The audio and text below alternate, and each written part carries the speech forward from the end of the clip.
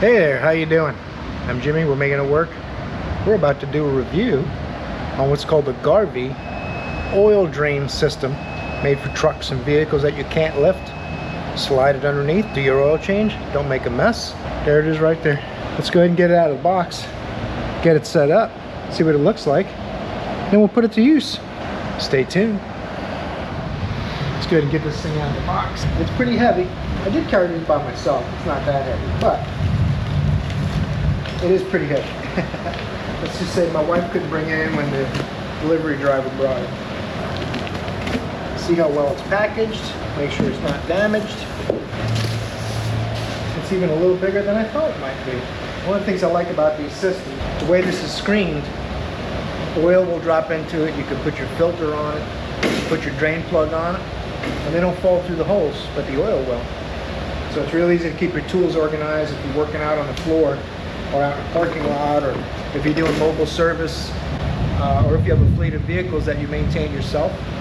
Either way, this is going to come in handy the way it's designed. Sometimes if it was all wide open, you didn't have this screen, everything falls in there, you got to pull stuff out of the oil. It makes a mess. Let's finish getting it open up. Should have a handle, there's a pump, so you can pump out the waste oil into a bigger waste oil tank for a disposal facility. Casters look pretty solid.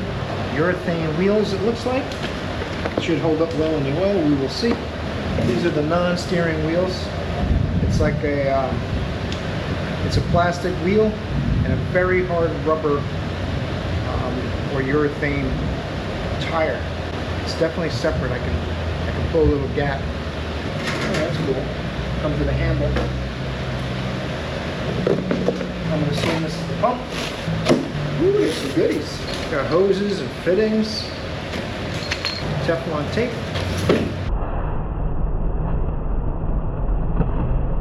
Give everything we need.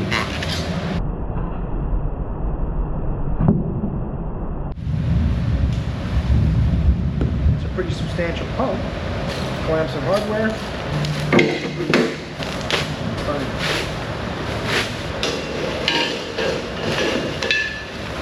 Instructions. I apologize if it's noisy, it's raining outside.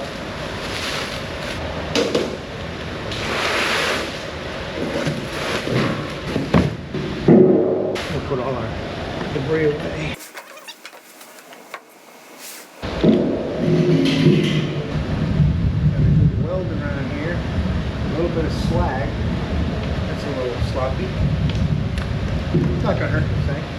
Just one of those things I wonder about. You can get an extended warranty if you like. You just got to scan the code in there. This does hold 20 gallons of oil. Personal safety, assembly. There's a picture. If you're a picture kind of person, in the back of the manual, there's a photograph. Want to see it?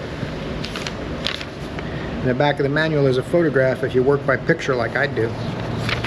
They do also have assembly instructions. Just 8 lines. It's not going to be anything too complicated to do. So let's do it. First, let's round up some tools. See what sizes we need. Got our hose clamps. Those are for the main wheels. We got some big nuts. We got some little nuts. We got some small screws. 1 of these locking nuts. 5 non-locking nuts. I'm guessing the 1 locking nut's going to go with that. Deductive reasoning. I'm not that smart. And I figured it out. No lock washers or locking nut for that. Kind of surprised about that. The photograph shows a single spindle caster that would go through with 1 bolt. But these have 2 bolts. We'll adapt and overcome it. You probably have to have this facing up so the caster will swivel past it. This is the part where I go get some Loctite and some tools. Got some thread locker.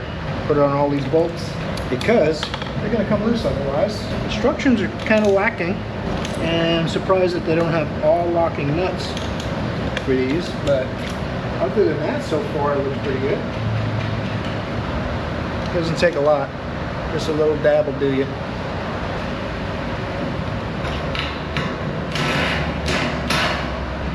Not a 13. 12.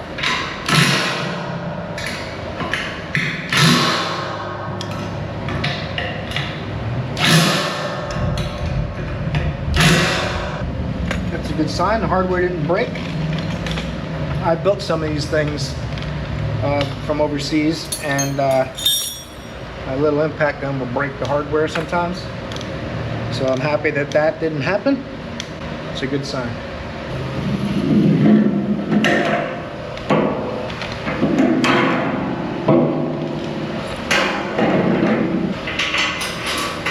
Now, I'm going to put the bolt in, put a washer on it, smooth side facing the wheel. Put on the wheel. I'm hoping that there's a spacer needed or something to that effect. Looks like there is. Oh, there's an inside and an outside to the wheel. And the instructions are a little vague. You sort that stuff out yourself.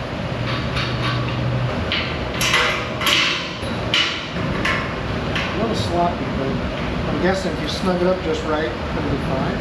If it was a little higher end, it would probably have a bearing in the wheel, or a bearing here for the axle somewhere. But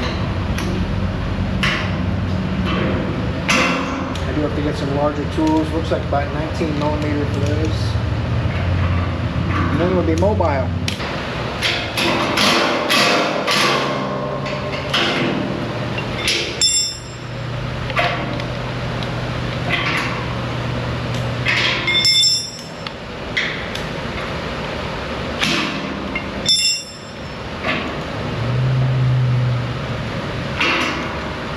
No spacer or anything for it. It'd be nice if there was a metal spacer in the wheel or something that would make it so you couldn't really over tighten them.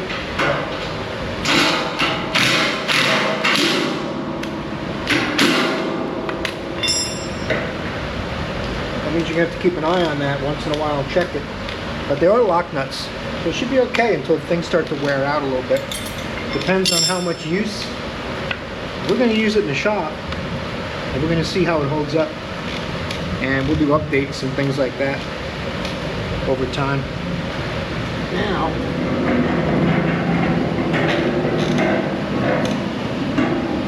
it does have locks on the casters. That's pretty good. This is where the handle's going to go. That's where the pump's going to go. I guess that faces out. I wish the instructions were just a little bit better. It shows the hose bracket facing up with the handle flat. That means it's going to face this way.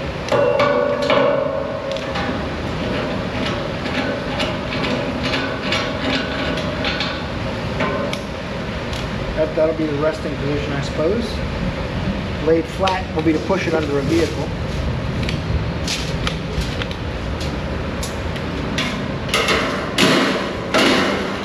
There's no washers for this handle.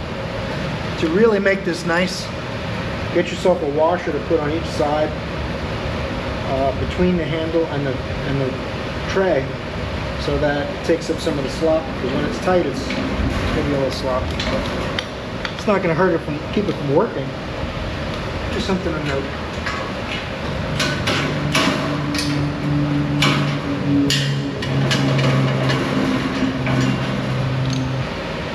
No idling, so it means it's on and off. The label is inlet and outlet. That means we're going to want to run it down like this. There's going to be a piece of tubing. There's a pickup tube in the bottom. It's going to go straight into the pump. And then the pump has the long wand, so you can evacuate the oil. You can also use it for coolant and things like that. I would not probably wouldn't recommend running gasoline through it. We'll have to look through the instructions and see what it says about that. It has these flathead screws that are made to sit flush with a chamfered hole. But none of these holes are chamfered on either side. The bracket's not chamfered anywhere. Probably what will happen is as you tighten it, it will bend the metal a little bit around this edge and sit a little flatter. I would probably prefer to put the screws this way, so the nuts and stuff aren't on the top if you end up putting your hand there to pull it on it or something like that. A couple little tiny sharp edges, nothing too bad though. That's going to be a little tedious, so I'll go ahead and get the pump screwed on there. And that does come with locking nuts, so we don't have to thread lock those. See which one of these fits it. I need a larger of the two. Hopefully that fits on my inlet side. I just brought a big adjustable over instead of bringing a bunch more wrenches.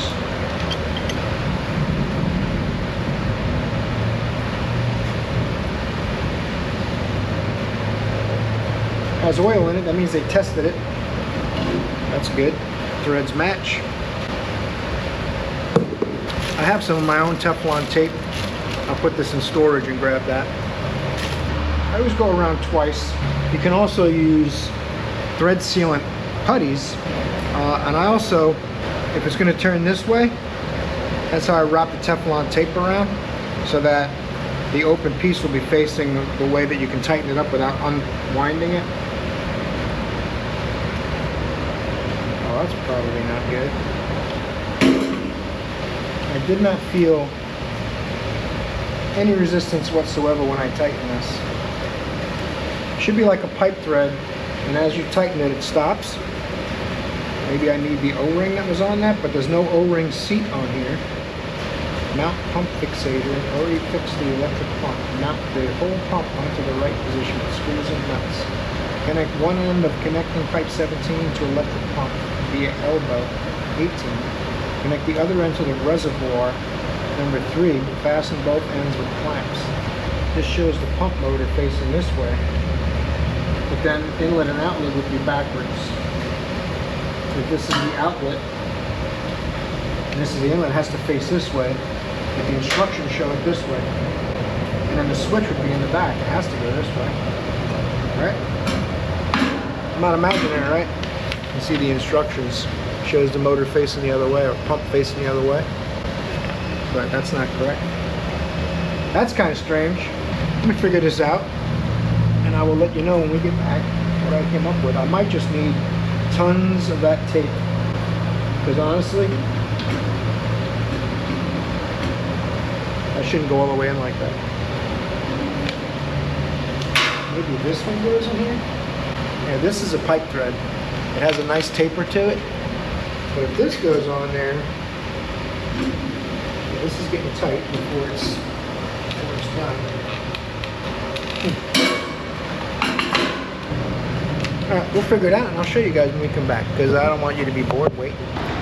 I'm not so certain that it won't leak. I wrapped it about 6-7 times around with Teflon tape, tightened it as tight as I can get it, but it bottomed out.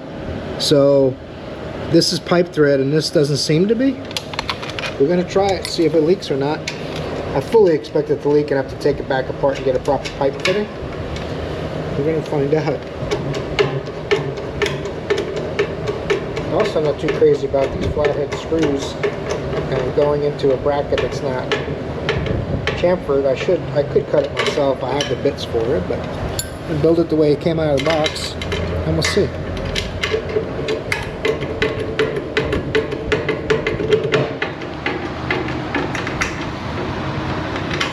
Now, I want this straight, but it doesn't seem like that's going to be possible. Once I loosen these. Now, you can see this is making quite a trip. It'll work like that. This one, no matter where you face this, it would not work on the. It has to go on this side. So we're gonna send it this way and see how it goes.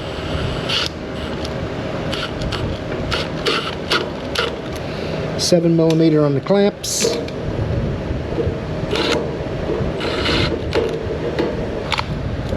Wrap this up to go on the outside of the pump. This one won't leak. I'm pretty, with a pipe thread, if it leaks a little bit, you tighten it more and you get deeper into the taper of the threads and you're good to go. I would hope the manufacturer knows they're shipping these with a pipe thread on one side and not on the other, but the pump is machined for pipe thread on both sides, it seems like.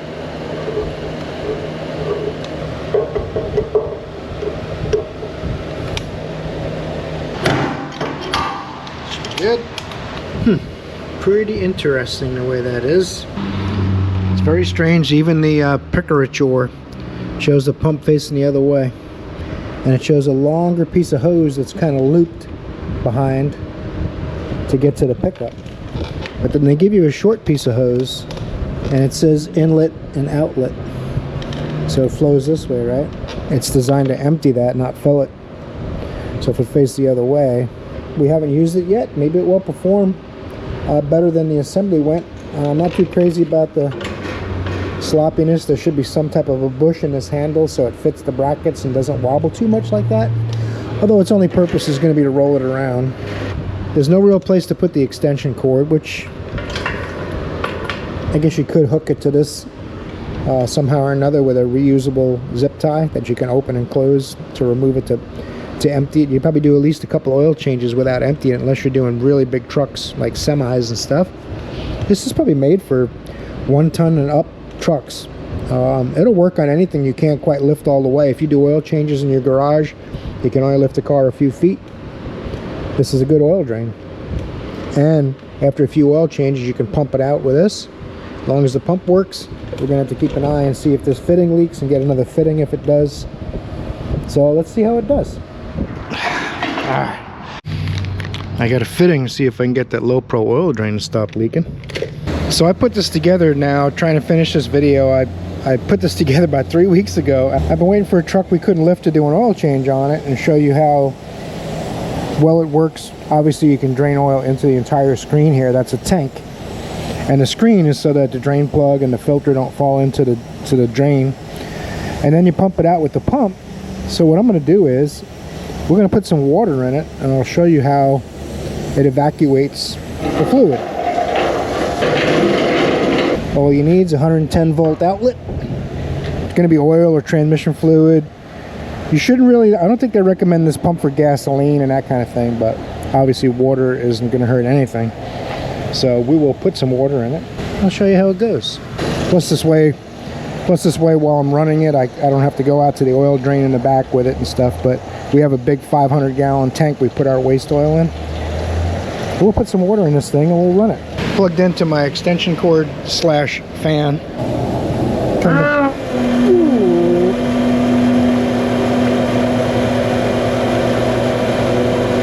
That will empty your waste oil in no time.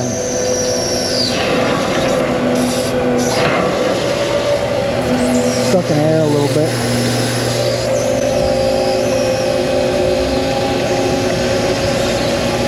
It's a heck of a pump, I'll tell you that much. None of my fittings are leaking, everything's all good. So when it's actually oil, it's probably a good idea to do that test with water or something that's non-hazardous. And now I know nothing's leaking. When I do it with oil, it won't be putting oil on the ground or any of that kind of stuff. There you go. Pretty cool. It's inexpensively made. It's not like a high-end, top-dollar, low-profile oil drain, but it seems like a decent product. Pretty sturdy. The pump's good. I wish this was a little stiffer. The pump's definitely strong. And if you're not doing it commercially, hundreds of vehicles a day, then I think this thing will be good. So there you have it from Garvee. Hope you guys liked the unboxing video on that Garvee low profile oil drain. We're going to put it to use in the shop too. But thanks for watching this video. Hope I see you in another one. You're awesome.